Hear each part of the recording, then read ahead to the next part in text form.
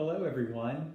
Here at Water's Edge, we're taking a bit of time to highlight the different staff that we have, the different therapists who are available to work with you. And so I hope you'll take a few minutes to look at the therapists who have been featured the past couple of weeks, and that you'll continue to return to this page every week to learn a bit more about the incredible group of people that I'm fortunate enough to work with, and the skills that they have to help you as you seek better mental and emotional health. My name is Todd Cutter. I am a counselor under supervision at Water's Edge, and what that means is that I am working on my counseling license in the state of Georgia. I've only lived in Georgia for about 2 years, and before moving here I was licensed as a counselor in Ohio.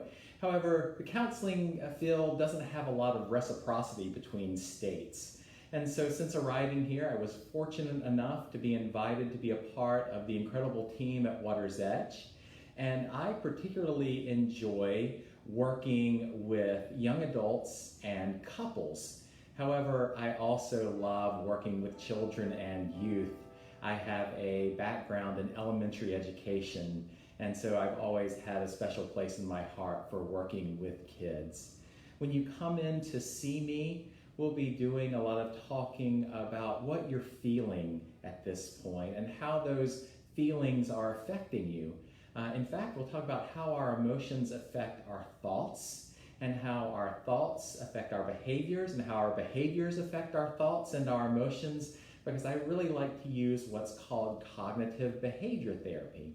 And what that says is that we have any number of cognitive distortions, which are messages that we feed ourselves that aren't always true. And sometimes these distortions can lead us to feel more anxious or depressed or uncertain. They can tap into any number of issues from our childhood and into our adult lives. And if we are able to identify those thoughts, if we're able to say, wait a second, that's not true, my own experience has shown me that's not true, then we might start feeling better. And the other piece of that puzzle is also identifying our negative behaviors. What are the things that we are doing that aren't helping us during this time?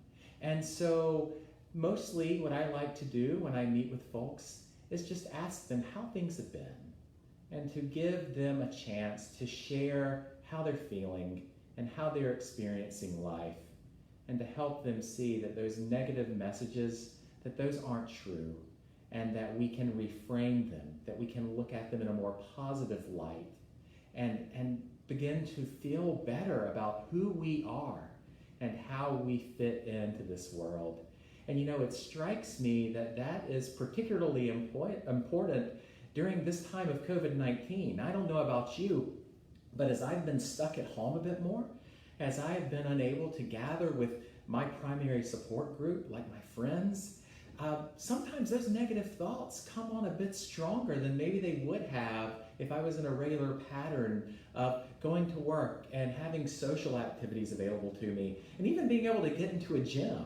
And I know that some of those things are lifting and changing for us now, but still we've been stuck in our own headspace during this time. And some of those messages that maybe we've pushed aside or just haven't been able to focus on have been a bit more prevalent.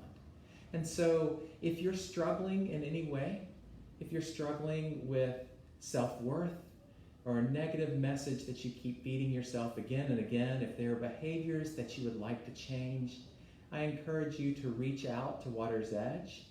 Either I or one of the other very professional and very gifted therapists on staff would be happy to meet with you and to work with you.